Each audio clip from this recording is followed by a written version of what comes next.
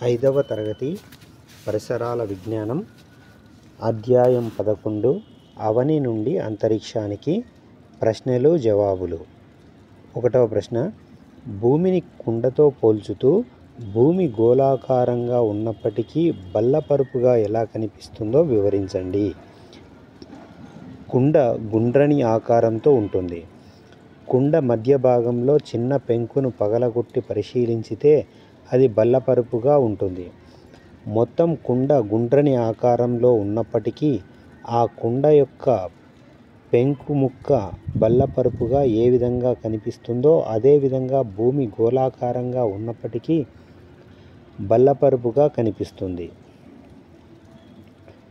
Globe గురించి మీకు తెలిసినది వ్రాయండి. గ్లోబు భూమికి నమూనా. గ్లోబు భూమి మీద రకరకాల ప్రాంతాలను గుర్తించడానికి ఉపయోగపడుతుంది. గ్లోబు మీద అడ్డంగా గీయబడిన ఊహారేఖలను అక్షాంశాలని, నిలువుగా గీయబడిన ఊహారేఖలను రేఖాంశాలని అంటారు. గ్లోబును అడ్డంగా రెండు సమాన భాగాలుగా విభజించు అక్షాంశాన్ని భూమధ్య రేఖ అంటారు. నిలువుగా విభజించు రేఖాంశాన్ని ప్రైమ్ మెరీడియన్ అంటారు. భూభ్రమణం గురించి వ్రాయండి. భూమి ఒక ఊహాజనిత అక్షం ఆధారంగా కొద్దిగా వంగి తిరుగుతుంది. భూమి తన చుట్టూ తాను తిరగడాన్ని భూభ్రమణం అంటారు. భూమి తన చుట్టూ తాను ఒకసారి తిరగడానికి 24 గంటల సమయం పడుతుంది.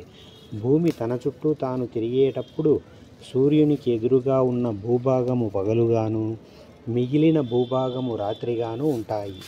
అంటే భూభ్రమణం పగలు రాత్రి ఏర్పడటానికి కారణం అవుతుందన్నమాట. భూపరిభ్రమణం గురించి వ్రాయండి. భూమి తన అక్షంపై తాను తిరుగుతూ సూర్యుని చుట్టూ తిరుగుతుంది. భూమి తన చుట్టూ తాను తిరుగుతూ సూర్యుని చుట్టూ తిరగడాన్ని భూపరిభ్రమణం అంటారు. దీనికి 365 రోజులు పడుతుంది. ఆ విధంగా భూపరిభ్రమణం ఋతువులు ఏర్పడటానికి కారణం అవుతుంది. ఐదవ ప్రశ్న, ఖగోళదర్శిని వలన ఉపయోగం ఏమిటి? ఖగోళదర్శిని సహాయంతో మనం నక్షత్రాలను, గ్రహాలను, ఉపగ్రహాలను పరిశీలించవచ్చు. ఆరవ ప్రశ్న, సౌర కుటుంబం అంటే ఏమిటి? అందులోని గ్రహాల పేర్లు వ్రాయండి. సూర్యుడు మరియు సూర్యుని చుట్టూ పరిభ్రమిస్తున్న గ్రహాలను కలిపి సౌర కుటుంబం అంటారు. సౌర కుటుంబంలో బుధుడు, శుక్రుడు, భూమి, అంగారకుడు, బృహస్పతి, శని, యురేనస్, నెప్ట్యూన్ అనే గ్రహాలు ఉంటాయి.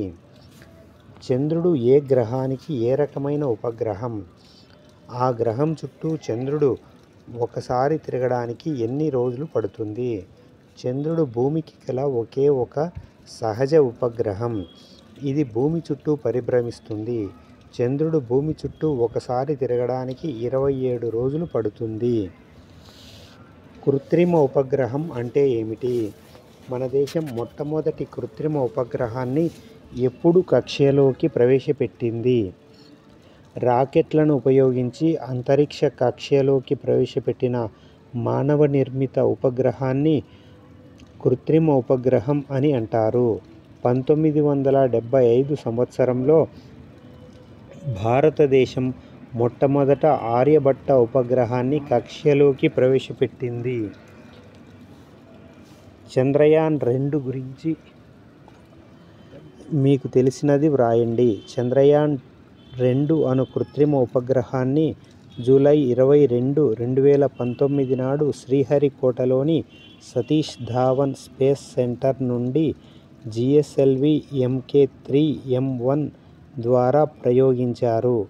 చంద్రయాన్-1 తరువాత తదుపరి పరిశోధనల నిమిత్తం భారతదేశం పంపించిన రెండవ కృత్రిమ ఉపగ్రహమే ఈ చంద్రయాన్-2.